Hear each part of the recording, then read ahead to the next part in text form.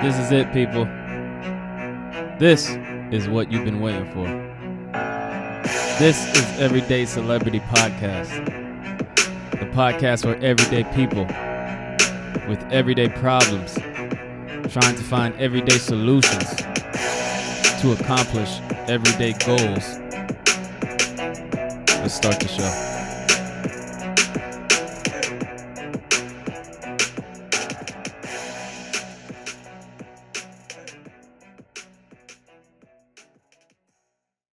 Welcome to another episode of Everyday Celebrity Podcast, number one podcast in Oakland, the number one podcast in the Bay Area.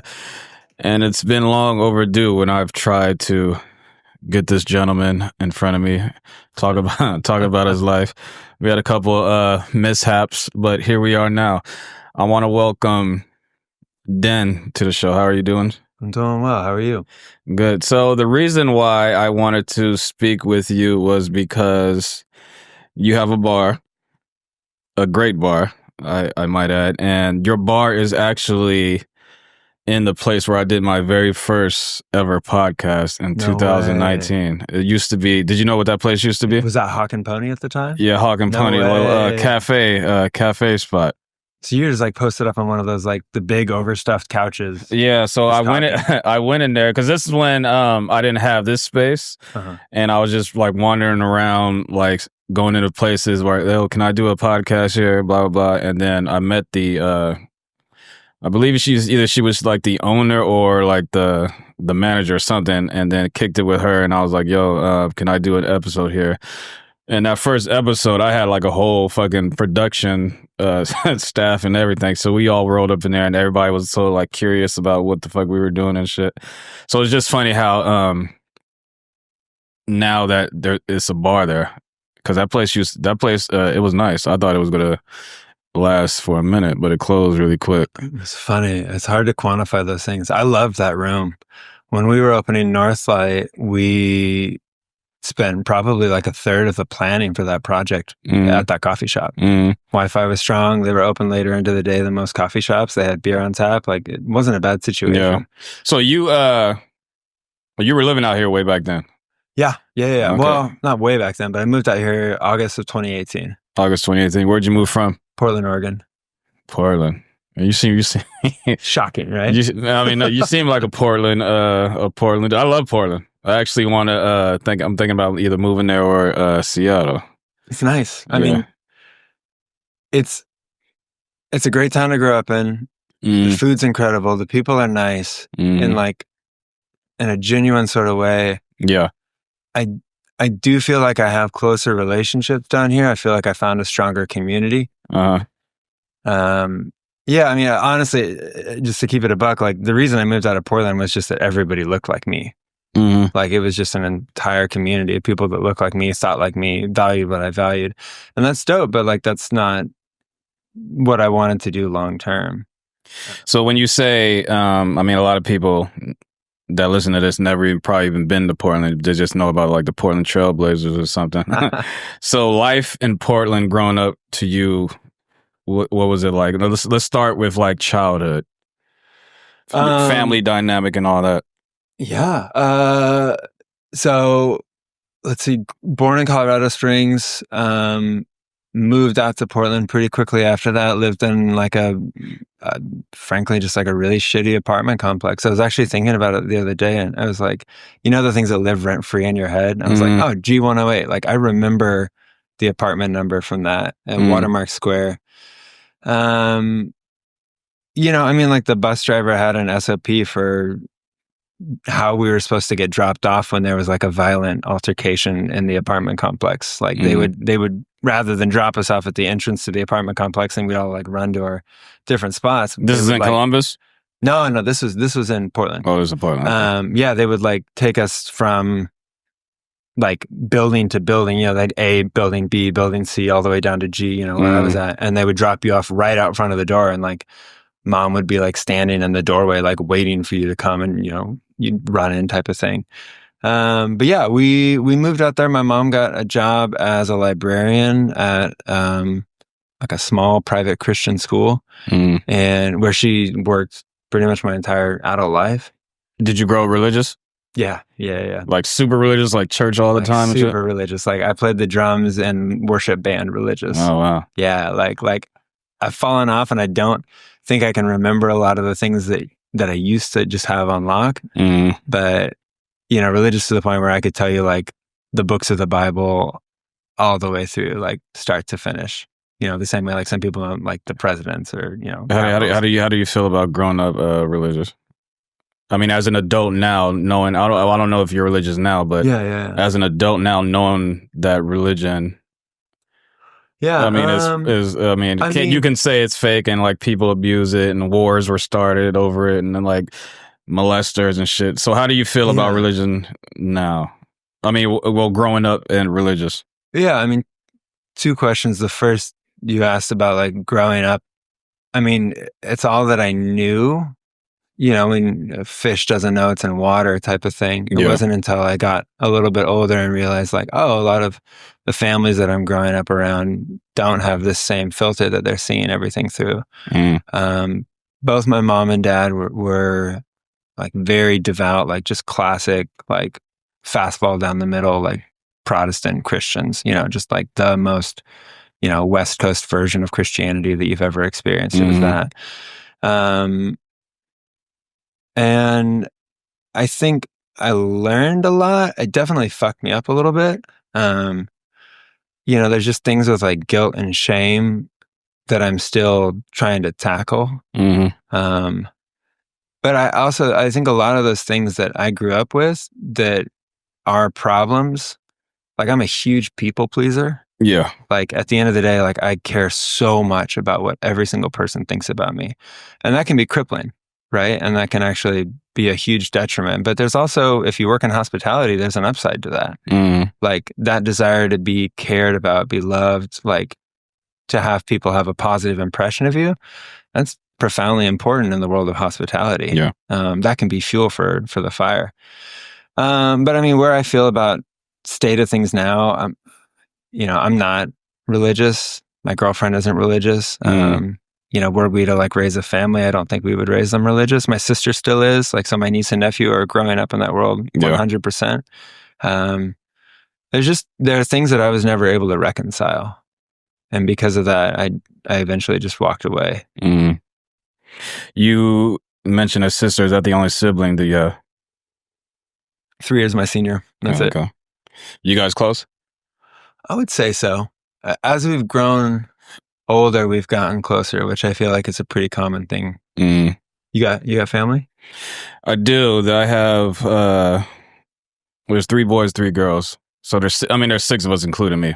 Dope. Where do you fall in the mix? I'm the youngest. Nice. But we're not close. I mean, my definition of close is probably different from your definition. Like all of my siblings, we all get along and shit. Like we never fight or anything, but we don't like hang out. Like I don't call my sister and be like, oh, let's go to lunch. Or me and my brother don't hang out. Me and my brother were like super close when I was younger. But as we got older, because the age difference between us is so great that when I was growing up, they were already like damn near in college. That's how big of the difference is. So we weren't really like close, like let's say like a sibling that's like 6 and one that's 8. Right. I mean, you were damn near like an only child with that big of an age gap. Yeah, basically. So life in Portland. Where did you go to high school? Damascus Christian. It's this like tiny little 1A school, like on the way out to Mount Hood. That was where my mom was the librarian. Okay. So, you know, it's free tuition.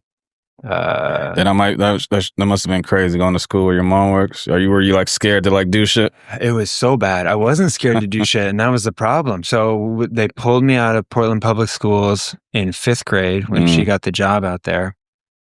We moved out there to this cul-de-sac. And I hated it. I hated fucking all of it. And I had a mouth, I still do. And that's going to get you in a lot of trouble when you're a 5th grader. And you just cussing out people in 5th grade? Yeah, I was like showing up, like telling kids to go to hell. And, I like didn't know how to flip people off, but I was like trying my best to flip them off. Like I was an angry kid with an attitude. Did they think you had ADHD? My parents didn't believe in that. Oh, okay. You know what I mean? Like that was, yeah, they just don't, they're kind of like, that's not real. You just got to focus. You just got to, care more, work harder, show more discipline. Yeah. But yeah, I got in so much trouble that first year because not only was she the librarian, she was also the 5th grade teacher. So she was my 5th grade teacher. So straight up, like she's just started. I mean, I have a lot of sympathy for her now, like realizing like, oh, she also in her first year of this job had to teach her son, and her son was being a total shithead. But we made it through here on the other side. So grateful for it. But honestly, I really hated it. I wanted nothing more than to be out of that school. And I felt that way probably, pretty much all the way through school there. What were you like in high school? Obsessed with basketball. Like obsessed with basketball. Like that was my entire personality. Anything that I was excited about, I kind of just devoured, like one-offs. In 7th, 8th grade, I was obsessed with running, and I thought I was going to go be the next, Steve Prefontaine or something like that. Growing up in Oregon, you fall in love with the running community. The track and field community is super, super strong there. Just the presence of Nike and University of Oregon and the Ducks and the Olympic trials. Endless amounts of money at that school. What's up? So they have endless amounts of money at that fucking school. Buckets and buckets of money. Yeah. So yeah, I thought I was going to do that. And so I was reading Runner's World, and I had a running log, and I was tracking my mileage, and I was tracking, my splits on my miles. And then my sister was a senior when I was a freshman, and she cared a lot about basketball.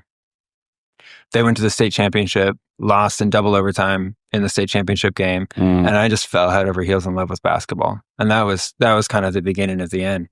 So, Runner's World became Slam magazine, and then anything that I could, I just devoured, and I wanted to, Did you play for your school? Basketball. Yeah. We won state my senior year. So you were good. I was good for small schools. Oh, okay. And you know how that's like big fish, small pond type of thing. Yeah. But yeah, I was state player of the year for 1A. I mean, if you were winning awards, I mean, I'm pretty sure you got noticed by somebody, right? I played in college. I played for a couple of years. I didn't like it. I didn't like my college coach. I didn't like my teammates. What college was this? Linfield, like a little private liberal arts college, southwest of Portland. I probably should have gone somewhere further away, in retrospect. And I probably should have gone to a bigger program where I maybe wasn't guaranteed as many opportunities to play, but I would have been challenged more, and also maybe played under like a healthier coach. At the time, I wasn't really, you're 17, 18. So whoever's coming on the strongest is who you're most excited about. You take the best option on the table. So the coach, correct me if I'm wrong, did your coach make you fall out of love for the game? I think so. Yeah. Yeah. I got really disenfranchised, really disillusioned with like the whole thing. He just wasn't a nice man. Like he wasn't kind. I mean, was he like a Bob Knight type of coach, like hitting people and shit? No physical violence, but a lot. I mean, you realize as you get older, you're like, oh, that was some shit. Like, like sexual harassment type of stuff. Damn. Sexual with the coach with the boys. Yeah. Oh, and crazy. just like the things that he would say, like wildly out of pocket things that you couldn't say now. Like you'd get canceled for now. And this wasn't that long ago. This was, I graduated from college in 2011. So it's not in the not too distant future or past, but like. Is he still coaching there? I don't know. You don't know? Okay. I don't know. I stopped paying attention. Did you play for that school would you go to 4 years there? 5 years. 5 years? I redshirted my freshman year. I broke my tibia. But you were on the team though, like the whole time there, right? No, just 2 years. Just 2 years. Okay. Yeah. And then I quit and ran track, and I loved it. I loved the track team. I loved, it was a healthy dynamic. I liked my teammates. Like my best friend on the basketball team, like I talked him into joining the track team. So he was out there, and then he and I both quit same year. Like, so we didn't play basketball our senior year. We just ran track. The transition from the person you were in high school, and then when you went to college, were you still the same, or like, because you know how when you go to college, people experience different things in life because they're around. Let's say they're around more. You grew up in a white town, and then you go to college, and then there's black people there. Now you got black friends. Now you're experiencing shit that black people like. I'm going to this party where they're shaking ass. Yeah. Like, yeah. did you change when you became a college student? Oh yeah, 100%. I mean, don't we all? Isn't that like? I mean, some people stay the same. I mean, I feel like I've been the same my whole life. Yeah.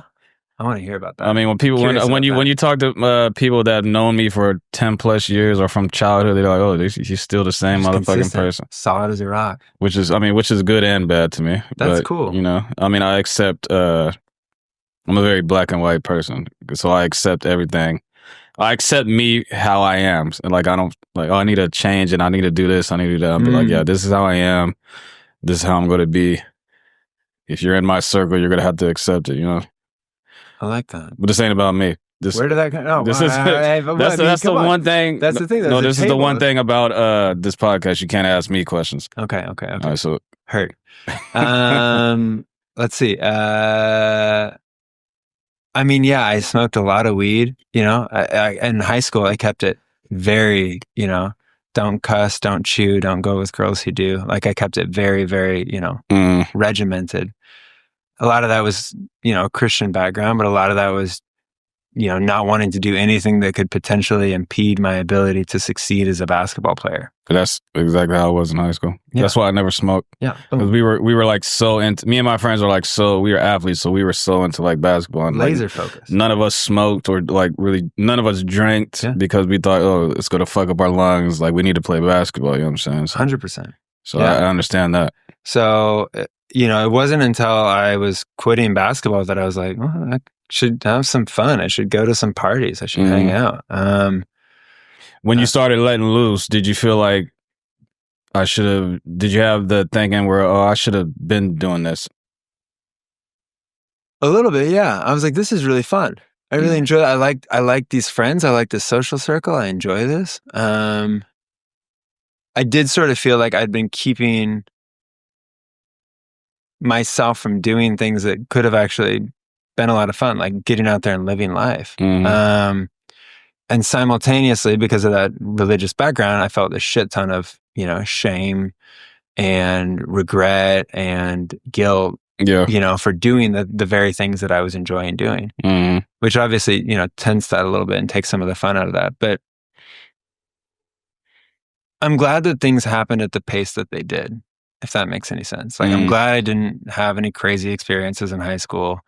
I'm glad that by and large, what I did in college was still pretty PG, all things considered. I feel like I got my taste of stuff. And then, you know, now like I live and work around vice all the time. You know, I mean, call it what you like, but like at the end of the day, like, you know, sell alcohol for a living. I think we do a lot more than that. And that's why I'm in it. But it is also like I've seen the industry, you know, as it's called, like the hospitality industry. I've seen that get its hooks in a lot of people, and they can't separate, you know, who they are from the party that's happening. Well, we'll get into the bar scene and the hospitality scene in a minute. Let's stay focused on before then. Okay. So what did you study in college? Poetry. Poetry. Yeah. I went there for journalism, realized that I hated how like anal retentive you had to be, you know, like so much of it isn't about whatever you're writing, it was about keeping it in MLA or keeping it in Chicago style. It was about annotations. It was about citing sources. It was about how many letters you got to have in the copy that was your headline. Mm-hmm. I learned something from those classes, but I didn't particularly enjoy it. And I realized like if that was what being a reporter was, I didn't want to do that. Yeah. My dad wrote poetry growing up. I grew up reading a decent amount of poetry. I was in the English department. I loved those professors. And I think for like a lot of us, for me especially, it really came down to the teachers that I had and like the impact that they had on me. Like I had brand loyalty with certain teachers. So whatever they were teaching, those are the classes that I would take. And it just so happened that, one of them was head of the poetry department. So he ended up becoming my advisor and that was that. Do you think in today's day and age, do you think journalism is dead now? No, it's just evolved. It's just pivoted. I mean, like print journalism, the way that you and I grew up thinking about it, I think that ship has sailed. I think that ship sailed a while ago. But I mean, what we're doing right now, this is a form of journalism, I think. I mean, I think it's dead. Media, YouTube. You think it's dead? I think it's dead. And the reason why I think it's dead is because when you think about journalists, right? Journalists had to go out and like research stories, gather facts. It took a lot of work to write up a story. Mm-hmm. Like, I want to write a story on the way these Teslas are made. So I'm going to have to go to Tesla, gather research. I want to talk to people, get facts. I have to make sure that what I'm going to put in the story is factual so I won't get sued, blah, blah, blah. So you're going to have to do a lot of things. Nowadays, people can just go online and be like, hey, Tesla is this without even being factual. So I think the reason why journalism is dead is because people don't want to do the groundwork when they put out stories. They'll just go with a rumor, right? Mm-hmm. Instead of doing the research. Do you agree? Oh, 100% with that. But I think journalists are storytellers, right? And storytelling has always been an art that people have found a way to monetize.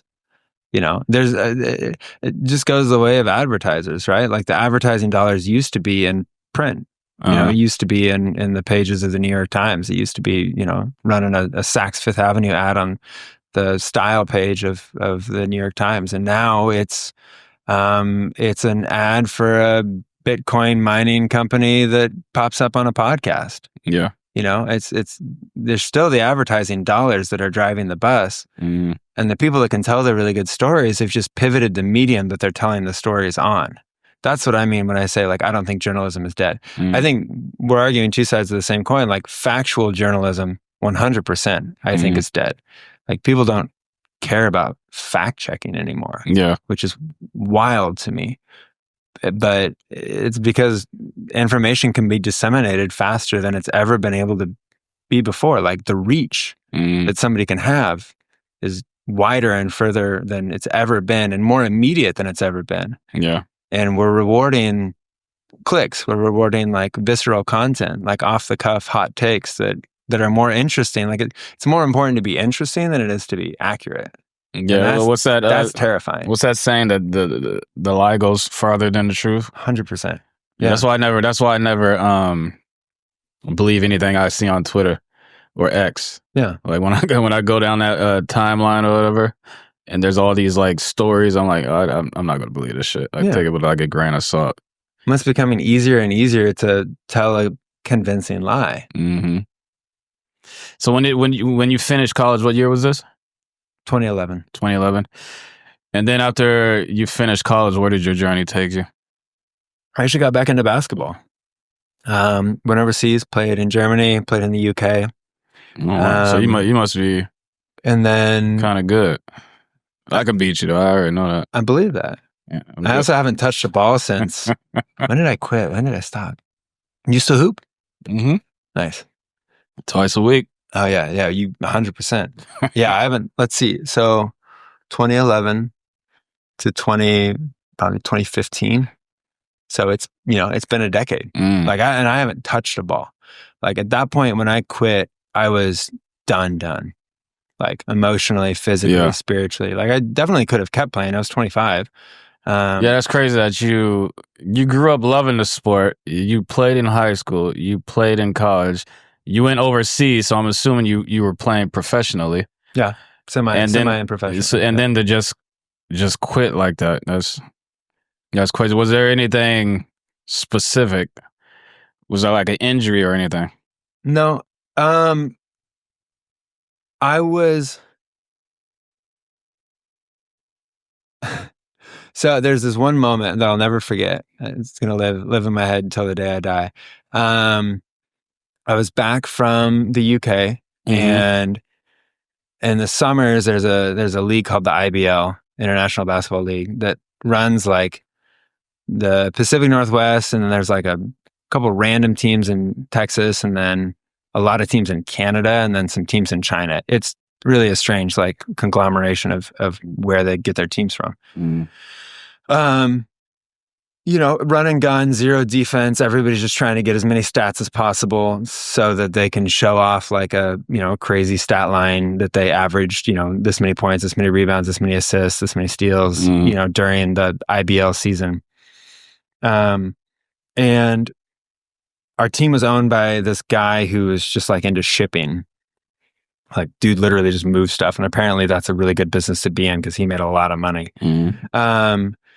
And he would show up at the games, and every once in a while he'd show up at practice, and we were playing. I was second string, and so we were playing first string in this like 3 and out game, right? Where you had to get 3 stops before you could get off on defense, 3 consecutive stops.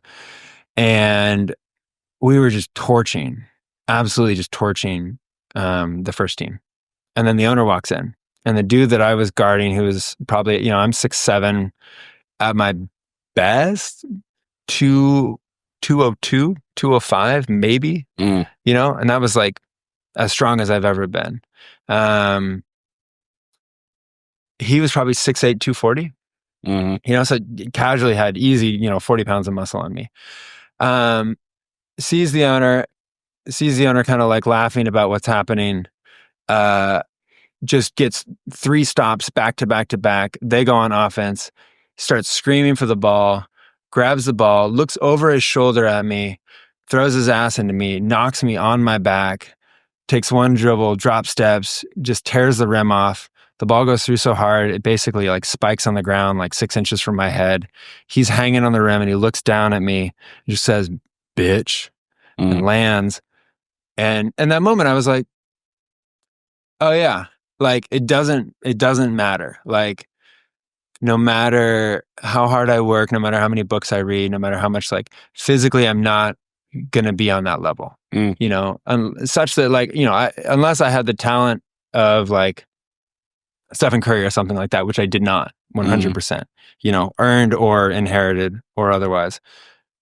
I knew that there was no way that I was ever going to be able to compete. And I knew that the moment that those people wanted to turn it on, and the more money that you got, the more those people would want to turn it on, right? Like, it was easy. Like, when the shit hits the fan, when the rubber meets the road, like, the really, really good ones are going to find a way to make it happen. And I knew that physically I couldn't hang with that level of athleticism.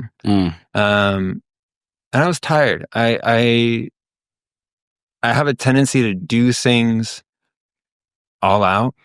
I don't pace at all. I'm an awful pacer. This is why I was a bad runner. And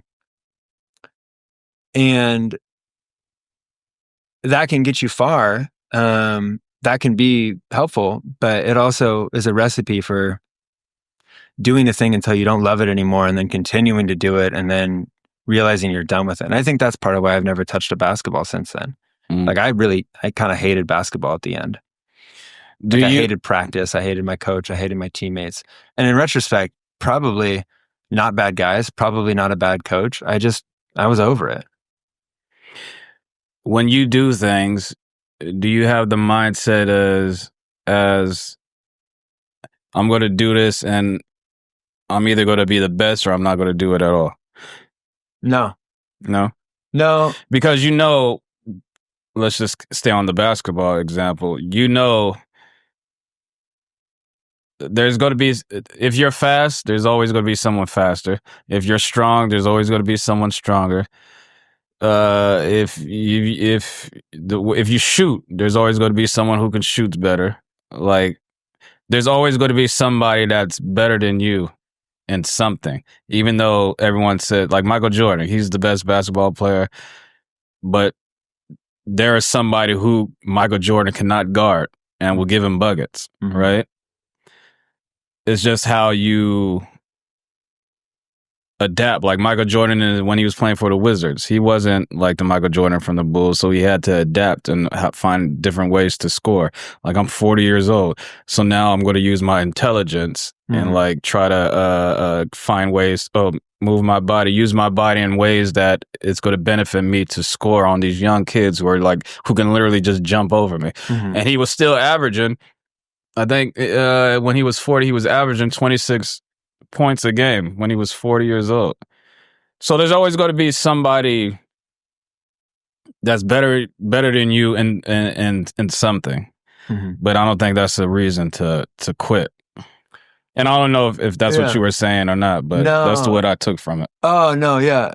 I appreciate that. It wasn't that. It was, at the time, it was that I knew in order to get to the point where I was gonna like the next level.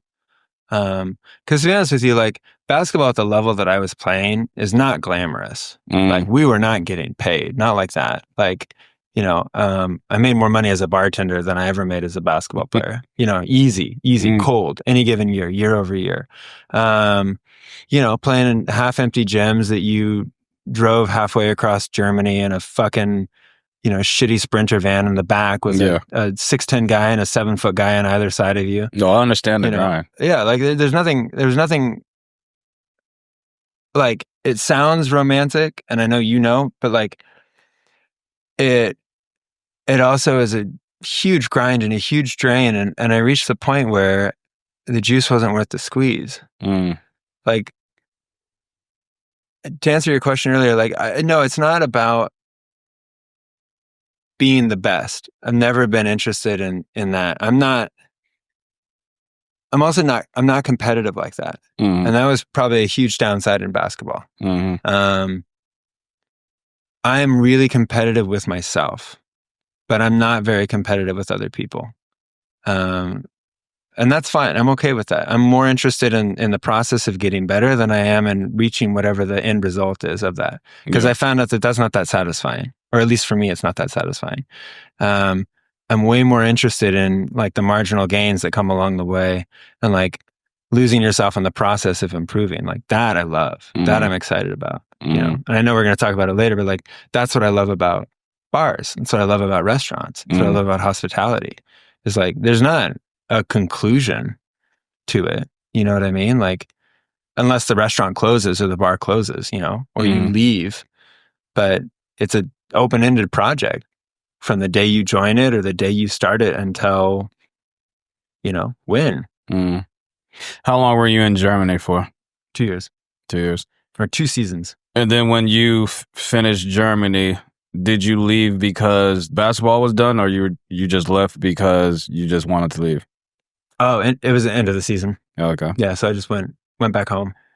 Home as in Portland? Portland, yeah. Okay. And then I would play like in that IBL or like a different league or a summer pro-am tournament or something like that. And I would work in restaurants.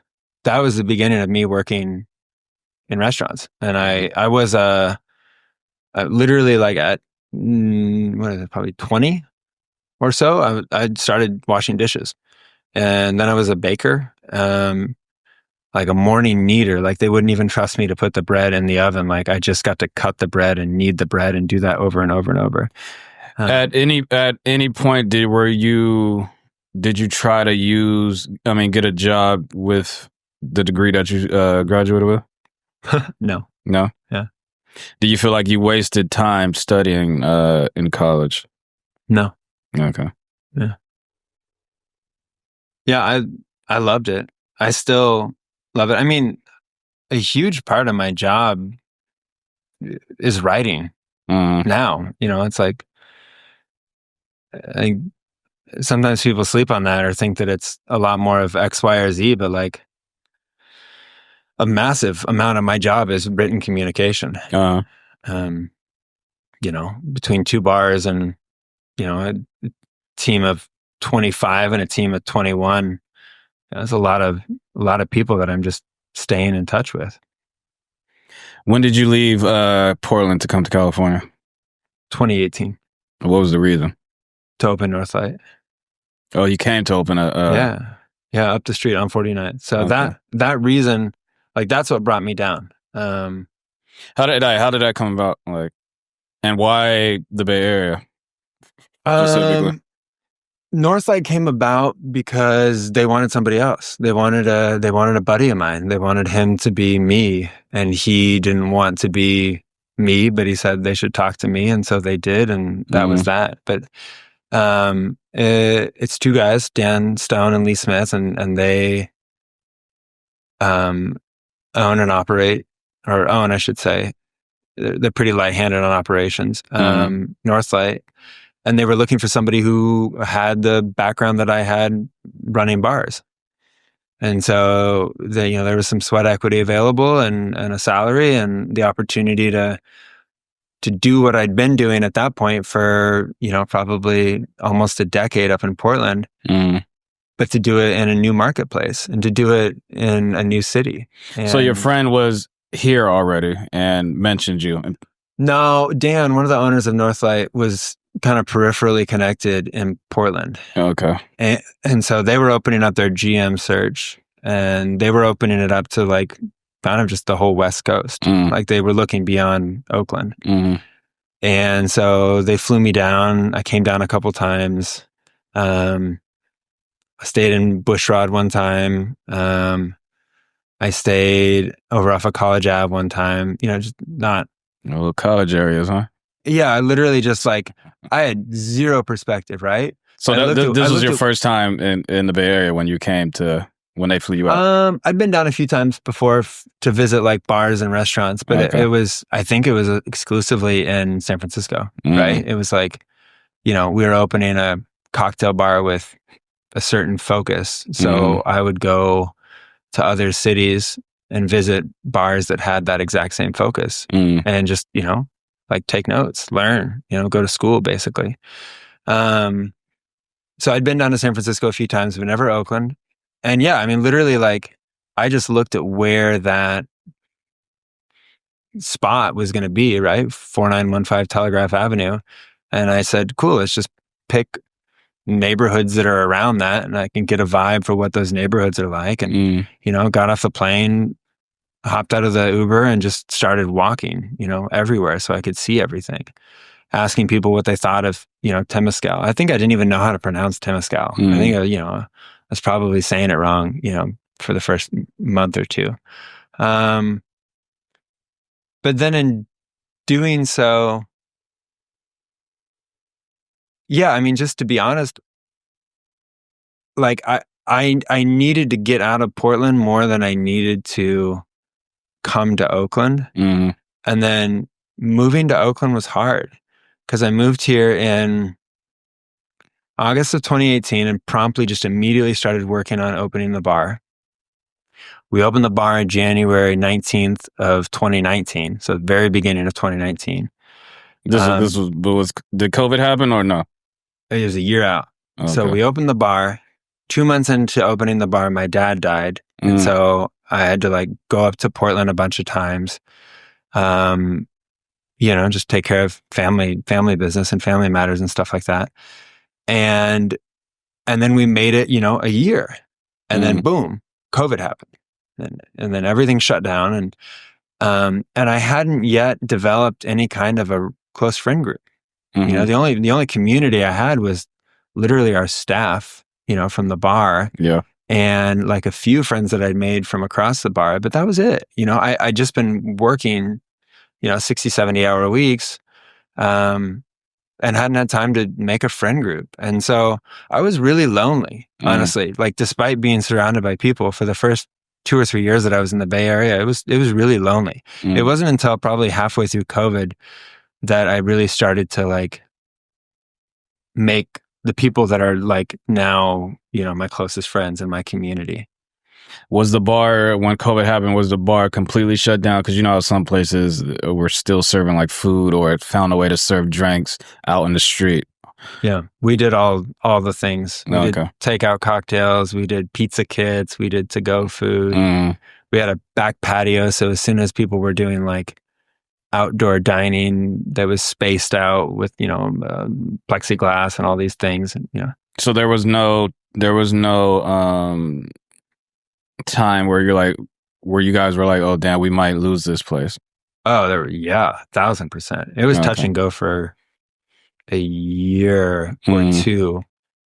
The first year that we were open wasn't all sunshine and puppy dog tails. Like it was rough. Like we lost a lot of money the first year that we were open. We'd had our December of 2018. No, I'm sorry. Of 2019. So like 11 months in, we had our first profitable month. We made $24. I remember looking at the P&L and just being like, oh my God, there's not a negative sign, not a minus sign in front of the net profit at the very after bottom. Everything was paid, staff and bills and everything, $24 was left. And that was a huge accomplishment. Wow. Because the first couple of months we hemorrhaged money, and which can be very normal for bars and restaurants. And then, my dad passed, and to be honest with you, like that's the single hardest thing I've ever gone through.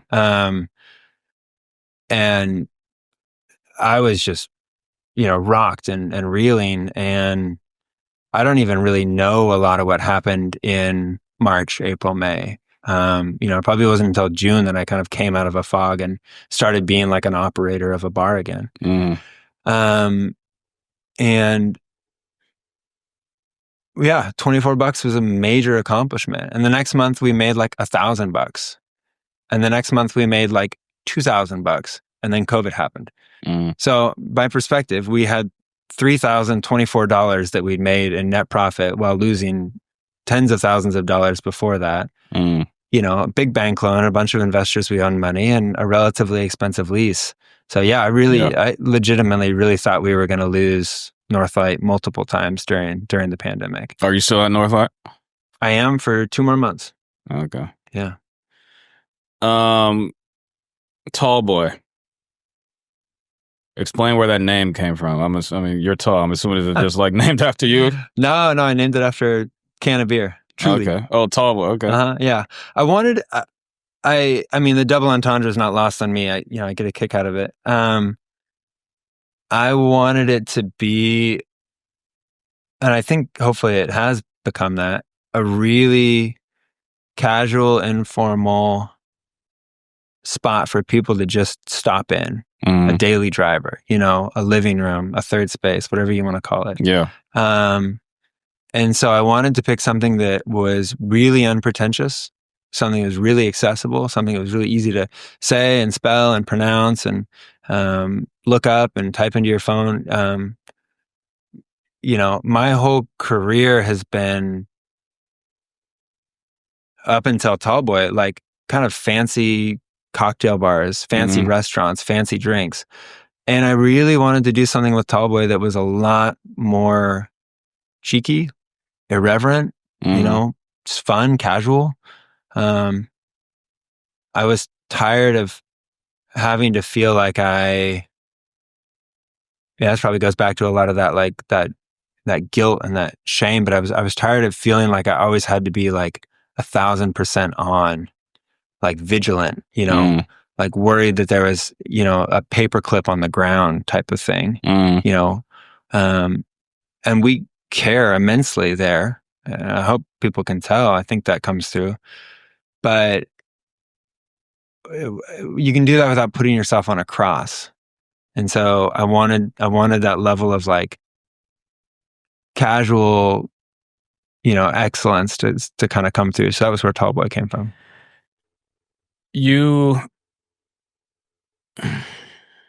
Are you surprised on how popular it is, how popular it got so fast? Because you were wildly. pretty much, as soon as the first day you opened, people were in there. Were you surprised about that? Yeah, beyond my wildest dreams. I not false humility. I never saw that coming. I never expected that. I've been a part of over 10 restaurants or bars that have opened. I've never seen something come out of the blocks like this. I mean, you're in papers, they did stories on you and shit. Yeah. Food, like influencers are talking about it. Yeah. It felt like I went out there for the first time ever to surf.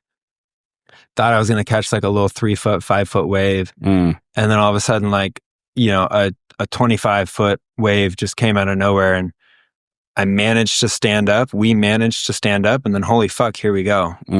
And it's been a wild ride. What's crazy is that it hasn't stopped. Like statistically, emotionally, like the amount of people that come through any given night, it's been, in addition to just being really busy, it's also just been wildly consistent. And no, I never saw that coming. A lot of people want to open businesses, right? And a lot of people don't do it because of whatever reason. It'll probably be money or just scared to take that leap of faith. You managed to open up multiple businesses. What is the hardest thing to you about doing so?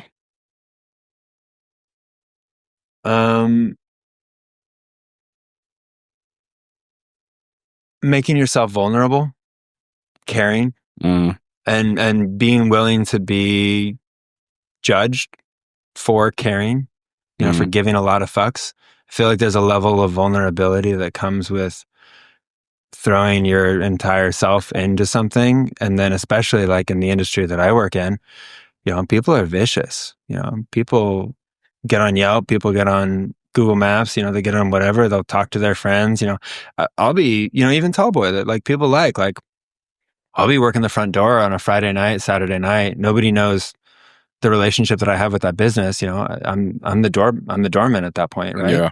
And like I would hear the things that people would say walking out the door, and some good, some bad, some vicious, and I think for me, it has just been that level of like exposing myself and saying, hi, I made this, I named this, I designed this room, with other people, for the record too. Like this is not just but like it's still got my name on it, right? It's still got my stamp on it. Yeah. So somewhere along the line, I like approved it. So it's associated with me. I hope you like it. Do you get offended when you hear people talking shit about your spot, or do you just think of it as all constructive criticism? I take it a lot less personally now, but that took a long time. It probably took a decade, honestly, to like. Some of it was just thickening up your skin, but playing basketball for as long as I did under some pretty sadistic coaches, like. You get pretty good at disassociating who you are from what you do. But the more you care about the thing, the harder it is to make that level of disassociation. And so now when I hear that, the first thing I do is I just tell myself, like, I just got free consulting, right? A lot of people pay to have people come in and evaluate their business. Yeah. Poke holes in it, tell them, I have Yelp. People do that for free. I don't, I even get to charge them for coming in, and then they had a bad time and then they Yelp about it. And then I get to decide whether or not I'm going to give that one Yelp review merit. Because sometimes it's just, it's not people real. Talking shit. It's not valid. Yeah. It's just people talking shit. But sometimes they're like, hey, it's too hot in there. Hey, it's too loud in there. Hey, it took too long to get a drink. And you're like, you know what? It is too hot in there. It is too loud in there. It did take too long to get a drink. What am I going to do to fix those things? Mm-hmm. And that's where it's like, it is actually free consulting. Where did your whole business mindset come from? Did you always have that as a young kid, or did you just one day, working in a restaurant, you're like, oh, you know what, I can do this? I'd like to think Pokemon cards. I think Pokemon cards was the beginning of it. You're like selling them? Oh yeah. Trading, selling, yeah. I still don't understand why the fuck those are so valuable, but I still don't. And what kills me is that I can tale as old as time. I wish I still had the ones that I did, because probably worth something. But no, it came from books and seeing other people role model how to do it and how not to do it. But anything that I've ever been excited about, like, I'm a voracious reader. So anything that I've ever been excited about, I just look up every single book on the topic, and I go to the library, I check them out, I buy them, I borrow them from a friend, whatever. These days I buy them because I write in the margins, I mark them up. I just can't do that to a library book. Yeah. But every book that was about running bars, running restaurants, writing menus and cocktail books, all that shit. I just bought all of them. I have a huge library of it at home, and I read a lot of that. And then I would go and visit these places, and I would ask as many questions as possible. An opportunity to do something like what we're doing right now with like an operator of a bar, that was gold.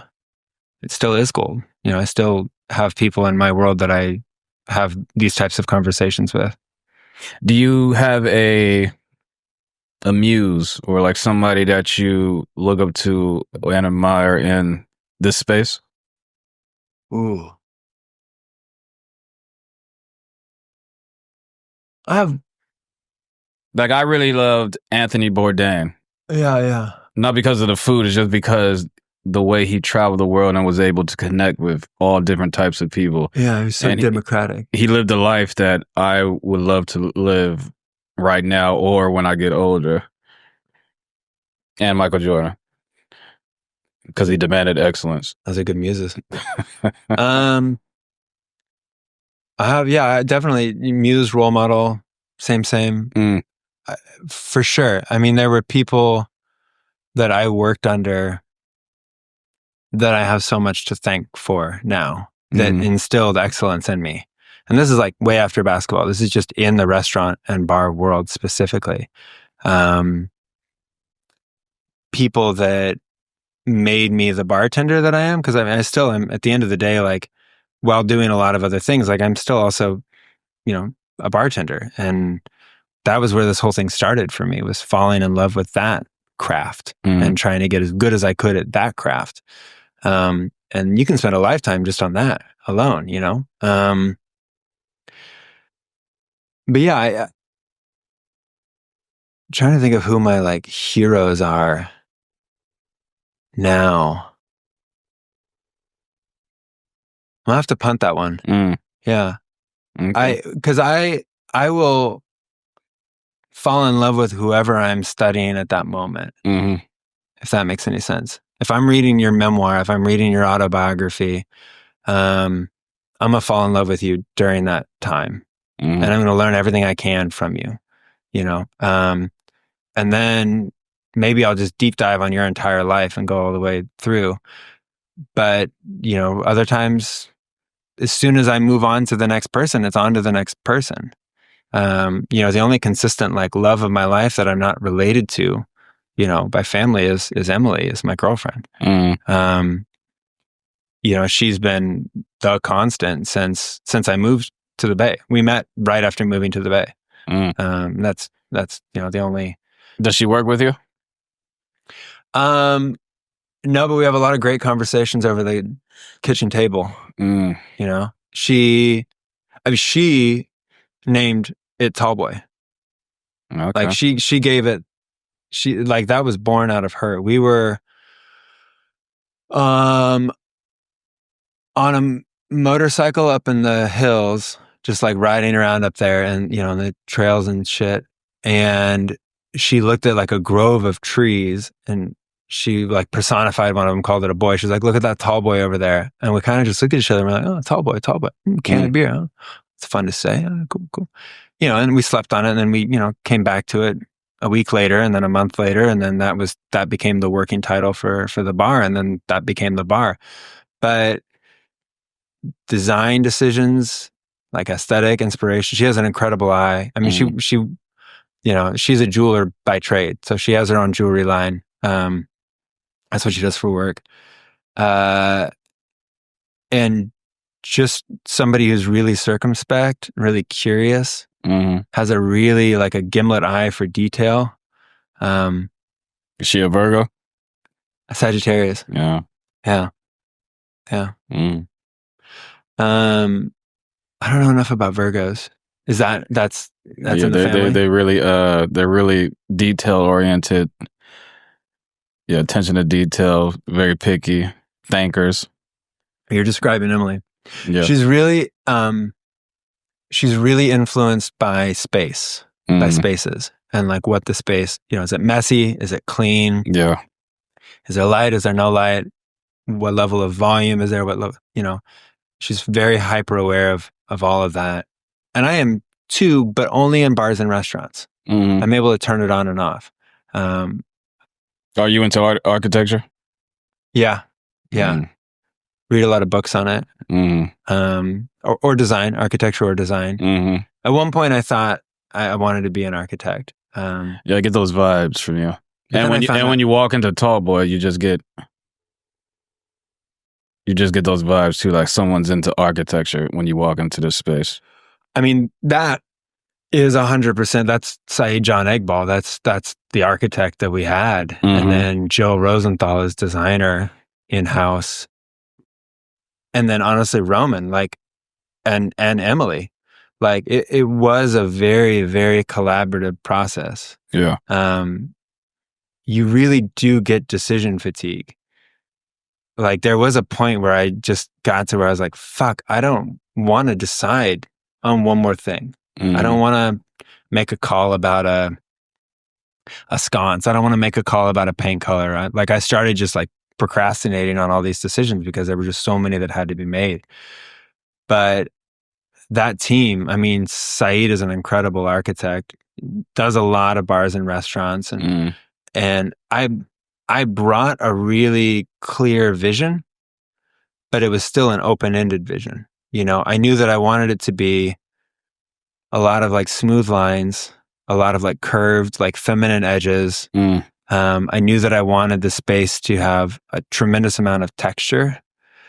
I knew exactly what I wanted to do with the lighting. That was like one of the only things. And those walls, the walls and the lighting were two things that I just immediately, Emily and I bonded over that. We saw that version of like raked plaster on somebody's, like the retaining wall outside their house on a walk. And I just took a picture of it. And we were walking the dog, and then I just kept going back to that picture. And then we went up there again just to see it again, took another set of pictures. And that kind of stuck with me. And then I was asking like, what would happen if we put, soffit LED lighting, like uplighting on it, such that, when it's really dark in the space, you can capture all the shadows that are going to come off of that raked plaster and the texture in those walls. Do you purposely not have signage outside the building to let people know, like, hey, this is Tallboy right here? Honestly, no. We just we ran out of money going into the project, and we could do it now. Because the way I'm sorry to interrupt. The way I found out about it, I was riding my bike home from work, and I was just I was like, oh shit, what are all those people stand in there? And then I just busted a U-turn, and then that's when I talked to one of your bartenders, and I went in there with my bike, and I was like, yo, what is this? He was like, yeah, it's a bar we just opened, and then blah blah blah. And I looked around, and it was like, oh, this shit looks nice. There was people in there, and I think it was like it wasn't on the weekend, but it was like during the week. And I was like, yo, I'm going to come back. So I rode home, changed, and then went back. So yeah, that was my first experience there. I love But that. there was like no no signage or nothing. So I was like, yo, why do that's why I asked, was it on purpose? Yeah, I mean, it's the room's way too wide. It's way too big of a building to be like a speakeasy. I've never tried to have it be clandestine or anything like that. We'll probably get around to getting a sign, but it was like we ran out of money before we opened. So I couldn't do a sign then. And then we opened and I was just stupid busy right out of the gate. Yeah. So I didn't have the bandwidth to do a sign then. And then, you know, like once we started generating some cash flow, it was a response to all of the things that people were complaining about. You know, it was all that free consulting. It was, hey, it takes too long to get a drink. Okay, well, we have 3 wells right now. We're going to get rid of this one well. It's at the tip of the bar, and we're going to actually add 2 on either side. So now we have 4 wells, so we can have 1 more bartender making drinks every single night. Yeah. That helped a lot. Hey, it's way too loud in here. Okay, great. We're going to put a bunch of soundproofing up on the ceilings, and we're going to hire a sound engineer to come in and like make sure everything's like just so. It's way too hot in here. Okay, great. We're going to like install brand new HVAC. So there's been all these like little or not so little projects that I've been working on. But yeah, we'll probably get around to doing a sign. I don't really know what it's going to be. I kind of feel. I mean, honestly, you don't really need a sign to me. I was just wondering because I won't do it. It's hard to like notice. I won't do it until I know what I want it to be. I'm not going to do it just for the sake of doing it. It's going to have to be right, whatever it is. Yeah. So, the bar scene. You said you love the bar scene. You love being in bars. Why do you love the bar scene? I think first and foremost, now I love the spaces. Like I'm really curious about the spaces. I think, you know, they can be beautiful. They can be interesting. They can be poorly designed, well designed. Like there's always something to learn from being in one of those spaces. So I think it used to be the drinks. It used to be the cocktails. Like I was obsessed with cocktails. You know, all the old recipes, all the new recipes, who's got the most ambitious cocktail, all that shit. Yeah. I don't really care about that much anymore. It's the spaces and the people that are in those spaces and how those people interact with those spaces. That is the most interesting thing now. When you go to work and you look at Tallboy, or let's just say like a random night, and you're looking around and you're like, you see the place full of people. Everyone's having fun, drinking, having a good time. Do you take a step back or get emotional and be like, you know what, I really accomplished this goal and I'm a fucking successful business owner with one of the top bars in Oakland? Does a tear come down your eye? I'm really bad at that. Mostly in that moment, I'm like, is anybody waiting for a drink? Is everybody having a good time? Is the volume of the music right? Are the lights where they should be? What's the temperature of the room? It's more that, if I'm just being completely honest. There have probably been, you know, what we've been up in 9 months, 10 months now. There have been a couple moments. I remember the KQED article came out and they were talking about what it meant like to Oakland and how it was just this like really democratic space that represented like somewhere for a lot of people to congregate, come from all walks of life and commingle in the same space at the same time and like be well together and enjoy that time. And that I remember, I was sitting on the banquette. Somebody texted me the article. I didn't know it was coming out at all. Like they didn't interview. It wasn't like an interview. It was just like they came in, caught a vibe, wrote the article. That was it. And I just started bawling. That was one big moment where I was like, oh, we did it. We built this thing that does really resonate with people. It's hard for me to allow myself to like enjoy that, because one of the things that I'm working on the most is that I feel like contentedness or congratulations are like one step away from complacency, and I'm terrified of complacency. You know, and that's a sports thing, that's a dad was a Marine thing, that's a religion thing. Like that's deep in my core. So I do have moments where I'm like, cool, this is cool, but they're very few and very far between. Yeah, everyone, have you seen that movie, Pursuit of Happiness? With Will Smith? You remember the end of the movie where he's walking through that crowd of people and he's going like this because he just got hired from that law firm. Yeah. And then he just literally breaks down in tears because throughout that whole movie he went through so much shit trying to get this job to make his life better for him and his son. And everyone needs that pursuit of happiness moment, right? Whether someone congratulating you or you just stepping back, taking a breath and be like, you know what, I did it, you know? And I think you should do that because you were able to accomplish something that a lot of people strive for and hope to do, haven't done, want to do. Yeah, and you did it. So you deserve that pursuit of happiness moment. So that's all I wanted to say. Appreciate that. So right now I want you to tell everyone if you have any social medias or anything you want to say to the world. Tell people where they can go to Tallboy, where they can find you, etc. If you have anything to promote. Yeah, sure. Most nights of the week, at least early in the afternoon, especially if you want to catch me, you know, in a moment where I can catch up with you, say hi, say what's up, talk for a minute. Those afternoons are golden for me. Tallboy's at 4210 Telegraph Avenue, North Oakland, Temescal. Yeah, I'm there, honestly, pretty much 6-7 days a week.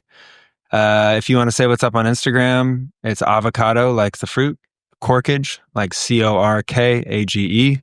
Or, of course, you can just follow us on Tallboy's Instagram, which is Drink Tallboy. I run that account. Say what's up, DM us. Would love to hear from you. Is there anything, do you have anything coming in the future? Like, are you thinking about opening up another bar? Or is this one, is that it? I'm stepping away from Northlight right now. And that's... Is Tallboy going to be a chain of bars? No, but I don't understand when people try to franchise bars. I feel like there's like terroir to a bar. Like a bar has to be of a place. I never got it. Is there any franchise bars? I don't think there is. And I'm not going to say, you know, I don't think they land. I don't think it works. Yeah. I think you've got to figure out that community and what that community wants, and then build a room in response to that, and offer products in response to that. Yeah, that'd be weird if there was an avenue in Utah or some shit, man. Right? I mean, it's like pounding a square peg into a round hole. Like just because you have something that works somewhere doesn't mean it's just automatic. Yeah, we don't do fast food. You know, we do community. Well, then I want to thank you for once again for coming on Everyday Celebrity Podcast. Everybody, go check out this bar, Tallboy. It's one of the dopest spots in Oakland. Has my seal of approval.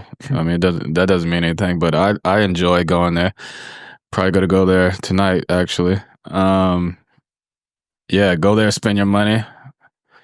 Get a what's the best drink there? I always get an old fashioned. So. Oh yeah. I mean, what's the top drink there? Do you think? Tallboy Martini. Martini. At the end of the day, we're a martini bar, so I like the lychee martini. Mezcal, lychee, lime, little manzanilla sherry. It's bright, it's refreshing, it's floral, a little smoky. That one's good. Any last words? Pleasure. Thank you for making the time. Thanks for having me on this. It's great to spend time with you. Most definitely. This is Everyday Celebrity Podcast, and we are out.